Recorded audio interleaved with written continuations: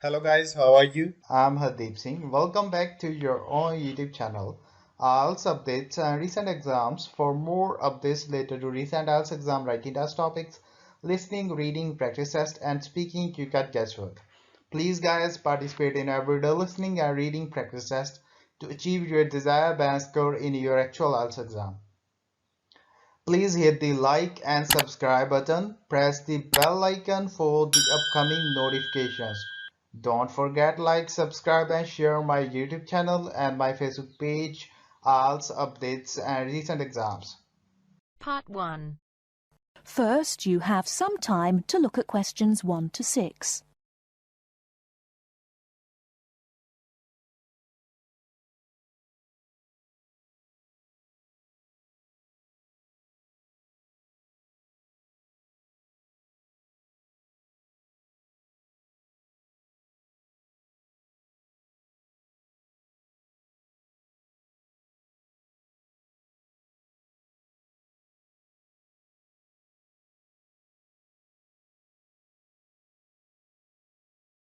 Good afternoon. Hello. How can I help you? I'd like to make a transfer, please. You want to transfer some money? That's fine. Let me just bring up some details. Right, here we are. Can you tell me your name, please? It's Alice Deltour. Okay, and your date of birth? 20th of February 1982. Right, and for security, can I have the first letter of your password? It's B. And the fifth letter? That's F. Fine. Now, where do you want to make the transfer to and from? I'd like to send money from my current account abroad. Which country are you sending it to? To China. My boyfriend is on holiday there, and he's run out of money. Oh dear. China, okay. Now, there are several ways to do this. We can do it by credit card, by electronic transfer, by cheque or by banker's draft. I'm not sure. What's the best way? Well, that all depends. The simplest way is by cheque, really. I just write the cheque and send it. Yes, but it can be very slow and take a long time for the money to clear, between 3 to 4 weeks. How soon do you need the money to get there? I'd like it to get there in the next couple of weeks. So really, sending a cheque is going to be too slow? Yes, I think so. Let's look at electronic transfer then. This usually takes between 2 and 5 working days. That's 2 to 5 days. Working or business days. If you send it on Friday, it will get there the following Friday at the latest. I see. That's much better. Yes, but we do charge a fee for this.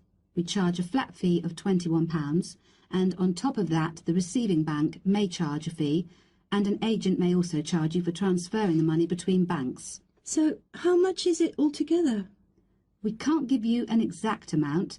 You need to check it with the receiving bank and any agents that they use. I see. Also, you can send it in sterling or dollars from here, but there will be an additional fee depending on the exchange rate when you convert it into renminbi. So there will be another charge too?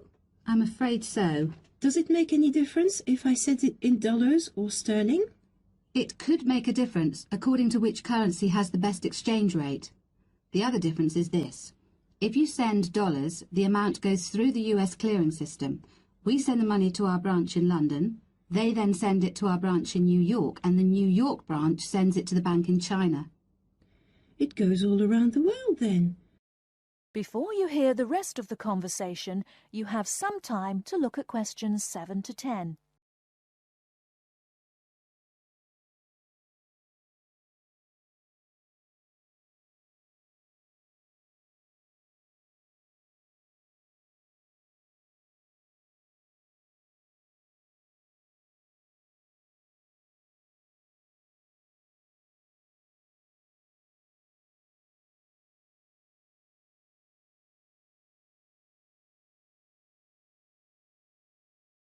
What about if I send sterling?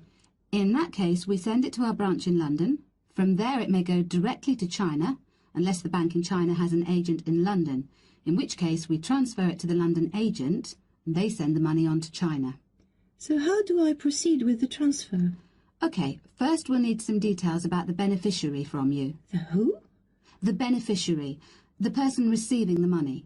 OK, what do you need to know? We'll need the full name of the beneficiary and their account number. OK. You need to tell us the name of the bank in China and the address of the branch. We also need the bank's sort code and the SWIFT number. What's a SWIFT number? Basically, it's an interbank code. It helps banks identify each other through a unique code number. OK, and that's spelt? SWIFT, SWIFT. And the final thing we need is the reason for sending the money. You need a reason from me? I just told you my boyfriend's run out of money. Well, we don't need a reason. The receiving government needs to know why the money is entering the country, and we have to be able to tell them. OK, so from me you need the bank's name, the address of the branch, the sort code and SWIFT number, the beneficiary's name and account number, and a reason for sending the payment. Yes, that's correct. OK, so I'll check these out and come back to you with them so we can go ahead with the transfer. That is the end of part 1. You now have half a minute to check your answers.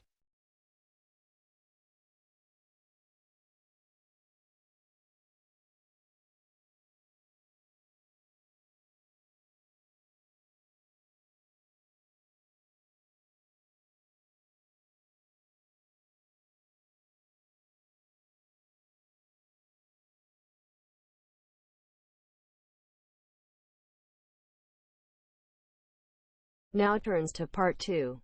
First, look at questions 11 to 14.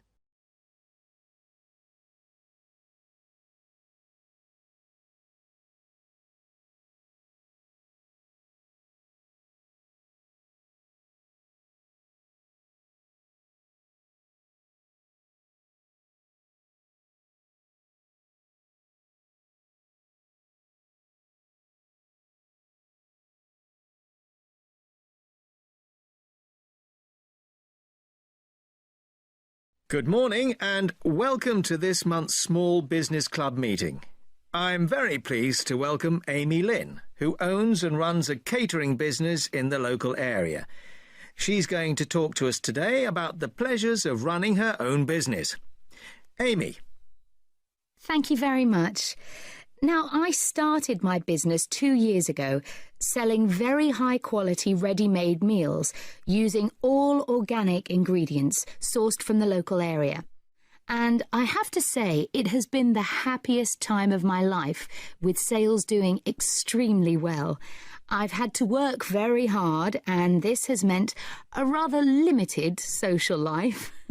But I really value the fact that I'm my own boss, and I can decide what I do, you know, when I think I'm ready to try something new and creative, and when to continue with what I'm doing, and so forth.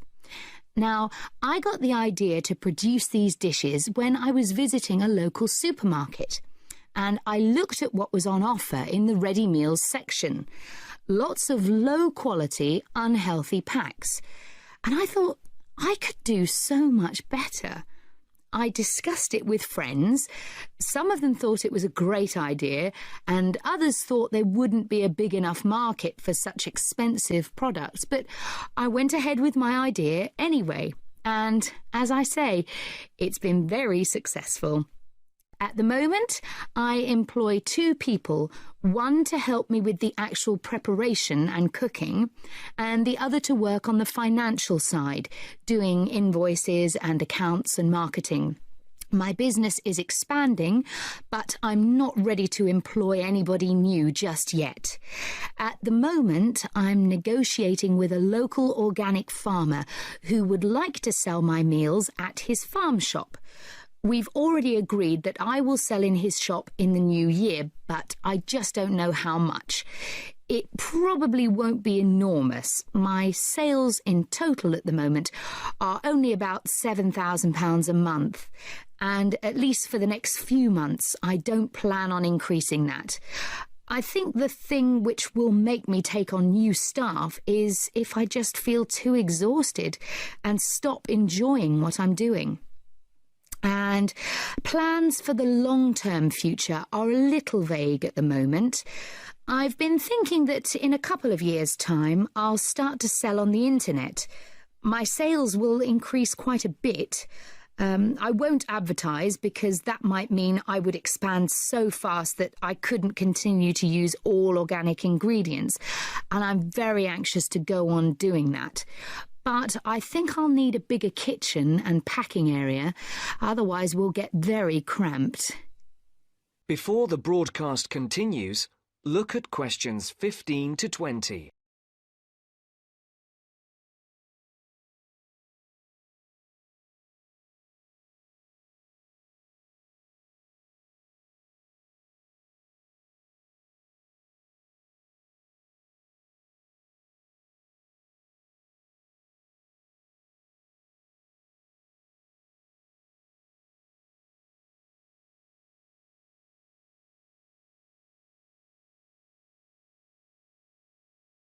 Now, I've emphasised how much pleasure I get out of running my own business, but of course, one of the quickest ways to lose heart is to try operating without sufficient capital.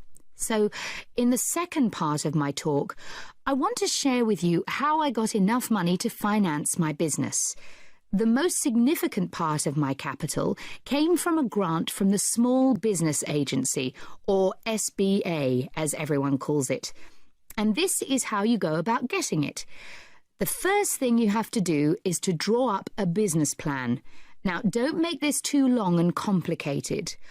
I would say it should just be up to 2 pages in length. I've seen some people's efforts go up to 10 pages. Well, frankly, I don't think anyone will read it if it's that long.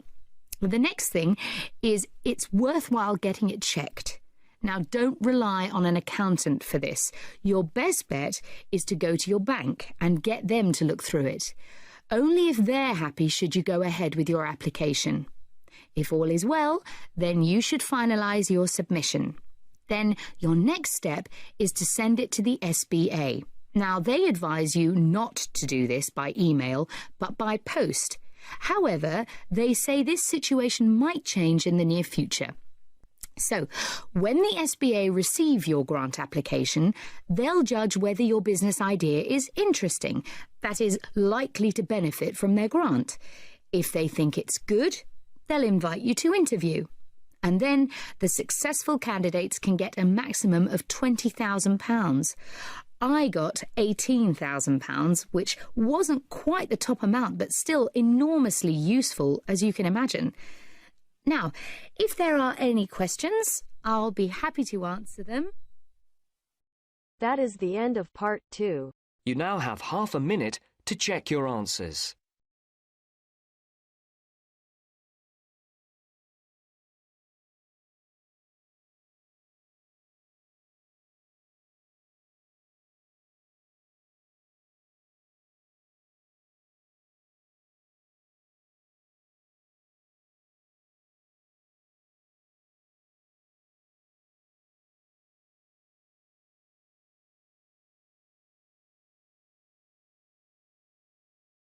Now turns to part 3. You'll hear an introduction about canoeing. First, you have some time to look at questions 21 to 24.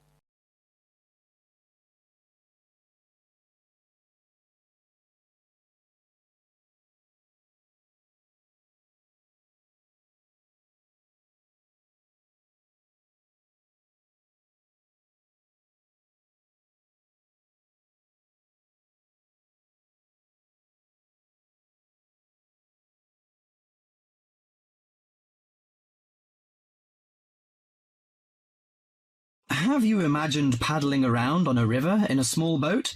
Canoes, which are narrow boats and usually hold 1 or 2 people at the most, are particularly well known for being unstable and turning over in the water.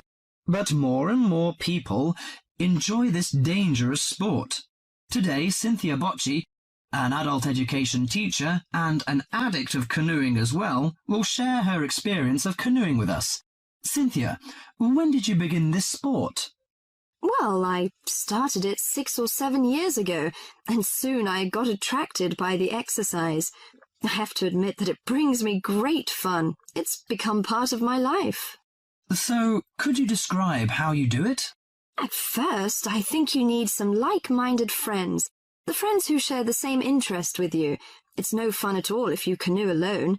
Usually we assemble in a parking shelter near the Island Lake Recreation Area. We pull our canoes from inside the vans, lift them from atop the cars and trucks, and attach wheels to help transport them to the shores of the lake beside the boat dock. What equipment do you need for the sport? Well, first and foremost, a canoe, of course. The price ranges from £300 to £700, depending on the material they're made from. The more you can pay, the better, really. Personally, I wouldn't look at anything under £500, but that obviously depends on your budget. You also need a hard helmet to protect yourself against rocks when you fall out of the canoe, and believe me, that is very likely to happen. Because of this, it's a must for a beginner to wear a wetsuit. Oh, bathing suits don't work really. Sometimes a life jacket is a necessity in case you fall into water and no one else is nearby. Before you hear the rest of the talk, you have some time to look at questions 25 to 30.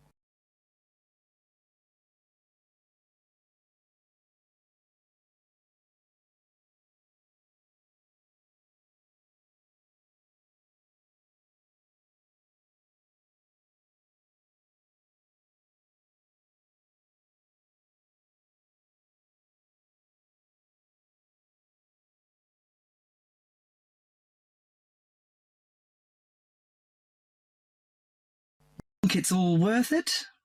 Absolutely, I just love it. It's exciting, exhilarating, yet it's peaceful and it's calm. You can work as hard as you want to, or you can take it easy. In addition to having fun, canoeing offers a workout without realizing you're working out. Besides being a great exercise, which is good to heart and lungs, you gain strength and mobility. You build strength not only by paddling, but also from lifting and carrying your canoes. You can also exercise your mobility. Frankly, I never had upper body strength until I started canoeing. Now I can pick my canoe up and carry it on my shoulder with no problem. However, it's not just a workout of the upper body, but also a total body workout. If you're doing it correctly, it's a great calorie burner. And more important to me, paddling isn't strictly about exercise. It's as much about the peace and relaxation that comes from being out on the water. I saw it described on a brochure as liquid medicine for the soul, and that is so accurate. It allows you to take a mental break from your ordinary routine. It's a lot of fun and you meet a lot of great people.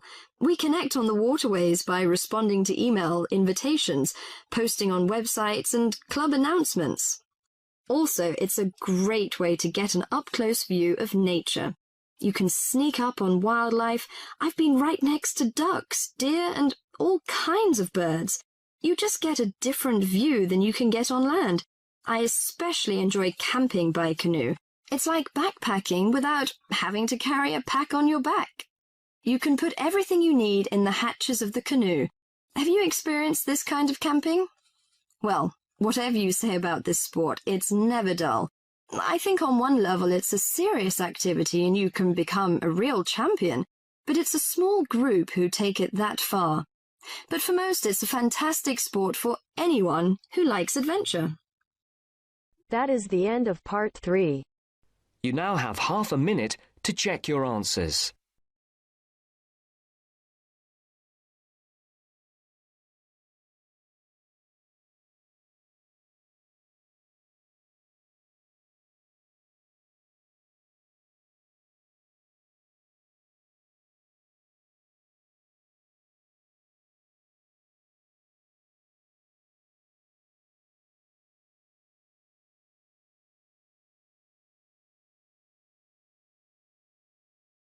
Now turns to part 4. You will hear part of a lecture on wildlife. Listen carefully and answer questions 31 to 40.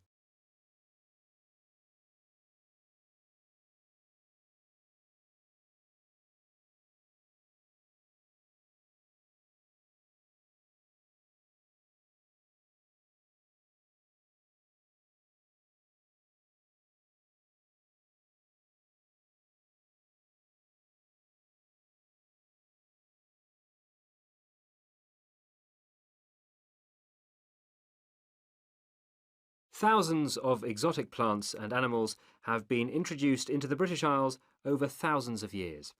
These newcomers compete with native species for resources and can also cause major changes in the wildlife and in the habitats of our countryside. The problem is not just British, of course, but global, and it has been going on for centuries. One good example of this I'd like to mention today is the European starling. The starling to us in the UK is a fairly ordinary little bird, about 12 inches long. In flight, it appears to be black or grey with tiny white spots. So it's a very ordinary looking, almost dirty looking bird. It nests in trees and buildings and can be found in the country and in towns. It travels in large flocks, leaving the nests in the morning and returning in the early evening. It feeds on insects and fruit. Its native range includes the British Isles and Finland, but it is also found in most of Europe and parts of Asia and Africa.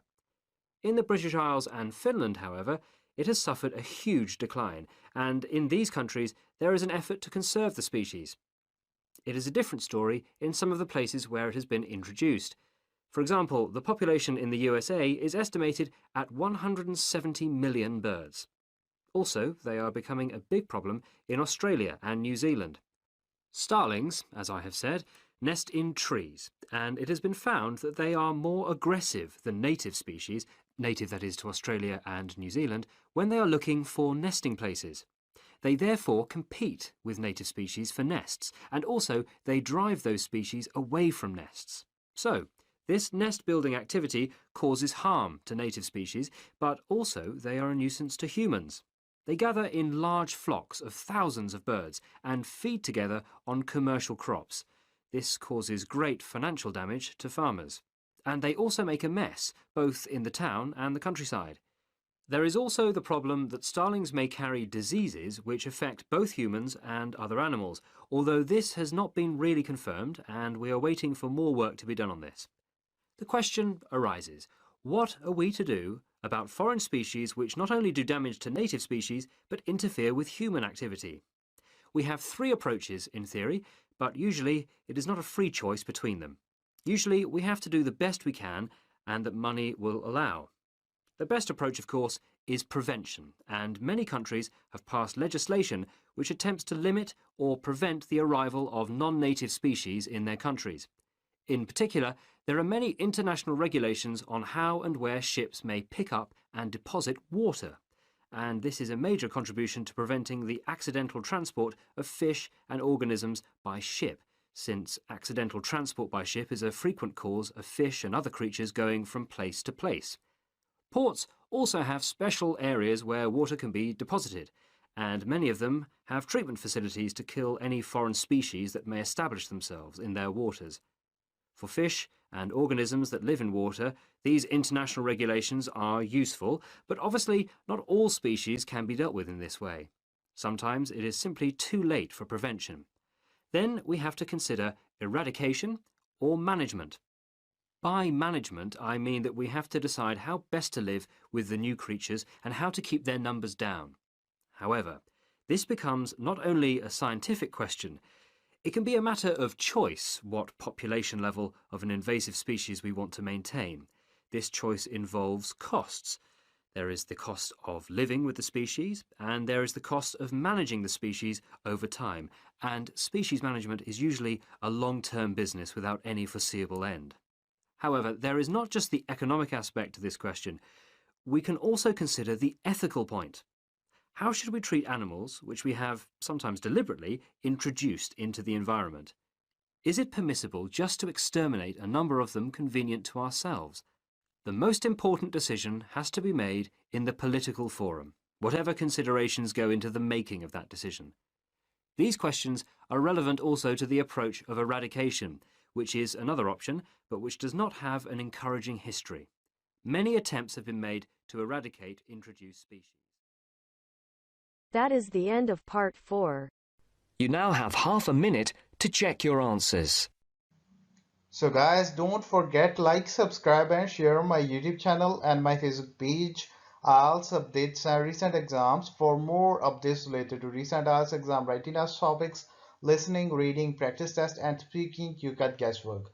Please guys participate in everyday new IELTS listening and reading practice tests to achieve your desired band score in your actual IELTS exam. For more IELTS material, visit my official website www.ieltsupdatesandrecentexams.com. The link is given below in the description. If you need PDF files of latest IELTS material, then please join my Telegram channel. So guys, please write your score below the comment section. Again, thanks for listening. God bless you all guys. Stay tuned, stay safe.